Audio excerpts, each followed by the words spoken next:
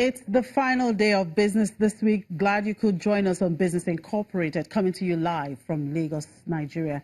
I'm Chimeze Obi Iwago. On the show today, Ivory Coast is selling Africa's biggest euro currency bond. Botswana turns power exporter after a decade of imports. Plus, Ghanaian entrepreneur builds eco-friendly pavements with plastic waste. Let's get the show started now with the markets. And here in Africa, Egypt is closed. The NSE index was down 0.62% at intraday.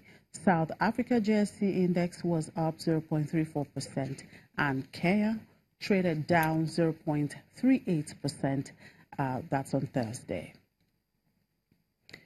In the Middle East, the markets are closed today. However, a surge by Qatar Navigation Milaha lifted the Qatari equity index on Thursday ahead of the stock's entry into FTSE indices, while profit-taking in Al Rajhi Bank pulled down Riyadh. Qatar's index climbed 1.11% as Milaha added 4% in unusually heavy trade. Saudi Arabia's index slipped 0.4% on continued profit-taking in a few blue chips such as Al Riyadh, down 1.4%. In Dubai, the index rose 0.95% on the back of a 2.9% rebound by blue chip Emma Properties, which had been trading at 20-month lows because of the slump in the Emirates real estate market. In Abu Dhabi, the market was up 0.52%. In the U.S., stock index futures fluctuated ahead of Friday's open as investors tried to shake off concerns surrounding the U.S. administration. Around 5:50 a.m. Eastern Time, Dow futures slipped 16 points, but indicated a rise of 12.34%. 12.34 points at the open. Now, the Nasdaq and the S&P 500 futures, meantime, pointed to a relatively flat to positive open for their respective markets. On the final day of the trading week, data are expected to be front and center. At 8:30 a.m. Eastern Time, housing starts, building permits, and the business leader survey are all scheduled to be released, followed by industrial production data at 9:15 a.m. Eastern Time. Finally, consumer sentiment and job openings and labor turnover survey are due out at 10 a.m. Eastern Time. All right, we'll move over now to Europe, where markets were mixed in early Friday trade as reports of further political disruption in the White House tested investors' nerves. Euro area inflation data is also out. Let's talk to Janelle. Hello, Janelle. Good afternoon. Good to have you on the show today. Hi. Now, on the data front, the final estimates for the euro area inflation are already released with some kind of disappointing numbers dragging down the euro. What else is this report that could have implications for the market as we wrap up the trading week? You're right there. A correction in the February figure shows that inflation was weaker than thought, ending up at 1.1% year on year. Now, Eurostat, the European Statistics Agency, had expected that figure to be 1.2%. And that's coming off the back of declining processed food prices and energy inflation. Now, this is also coming a little over a week after the European Central Bank decided unexpectedly to drop a promise to widen stimulus in the case that the economy worsens.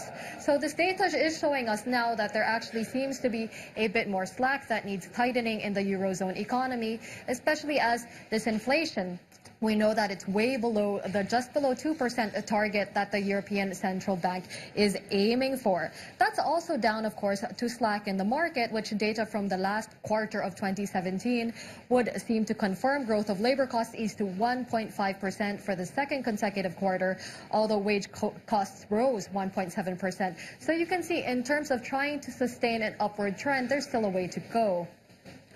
Now, Janelle, just wondering how on earth did Deutsche Bank under CEO John Cryan decide to raise employees' bonuses to about $2.7 billion while the bank posted a higher net loss of $751 million last year?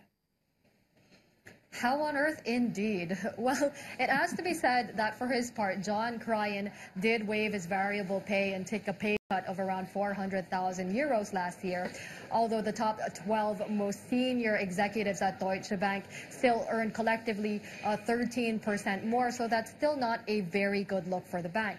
Now, these bonuses themselves are not a surprise. John Cryan already alluded to them in February during the annual press conference of the bank.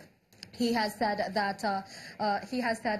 they are a, quote, one-off investment in order to strengthen Deutsche Bank in key sectors, in order to strengthen the franchise. And there he's alluding to the fight for talent in what is a very competitive market. And we know that in the past, as Deutsche Bank decided to reduce bonuses by 80%, that a lot of talented people did leave Deutsche Bank.